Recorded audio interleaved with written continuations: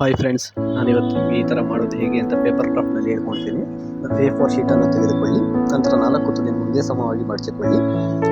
ನಂತರ ಈ ಥರ ಮಡಚಿ ಹಾಗೆ ನೋಡ್ತಾ ಇರಿ ಫ್ರೆಂಡ್ಸ್, ನಾನು ಎಕ್ಸ್ಪ್ಲೇನ್ ಮಾಡ್ತಾ ಇರ್ತೀನಿ.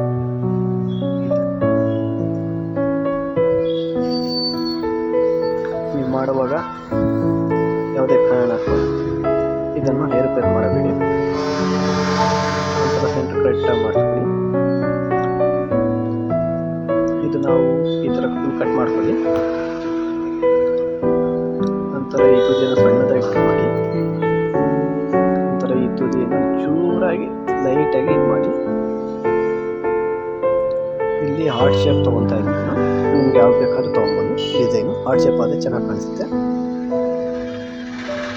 ನಂತರ ಅದರ ಪ್ಯಾರಲಲ್ಸ್ ಇದರಲ್ಲಿ ಹಾರ್ಟ್ ಶೇಪಲ್ಲಿ ಇಲ್ಲೂ ಕಟ್ ಮಾಡ್ಕೊತಾ ಇದ್ದೀನಿ, ಒಂದು ಆಪೋಸಿಟ್ ನಿಮಗೆ ಪಿಕ್ಚರ್ ಕ್ಲೀನಾಗಿ ಬರೋದಕ್ಕೆ. ಆ ತುದಿನಿಂದ ಒಂಚೂರು ಮುಂದಕ್ಕೆ ಇದು ಮಾಡಿ ಕಟ್ ಮಾಡಿ ನಂತರ ತೆಗಿತಾ ಇದ್ದೀವಿ. ತೆಗೆದಾದ್ಮೇಲೆ ಈ ಥರ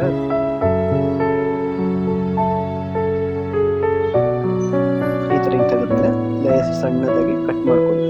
ಅಂದರೆ ನಿಮ್ಗೆ ಎಷ್ಟು ಸಣ್ಣದಾಗಿ ಕಟ್ ಮಾಡ್ಕೊತೀರೋ ಅಷ್ಟು ಚೆನ್ನಾಗಿ ಬರುತ್ತೆ,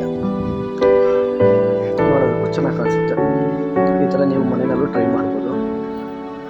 ಯಾವುದನ್ನು ಡಿಸೈನ್ಗಳನ್ನ ಇದು ಮಾಡ್ಬೋದು, ಗಾಳಿಪಟಕ್ಕೆ, ಅದಕ್ಕೆ ಎಲ್ಲ ಥರನೂ ಪೇಪರ್ ಕ್ರಾಫ್ಟ್. ಹಾಗೆ ನೋಡಿ ಫ್ರೆಂಡ್ಸ್, ನೋಡಿ ಈಗ ನಾನು ಓಪನ್ ಮಾಡ್ತಾ ಇದ್ದೀನಿ. ಎಷ್ಟು ಬ್ಯೂಟಿಫುಲ್ ಆಗಿ ಬಂದಿದೆ ನೋಡಿ.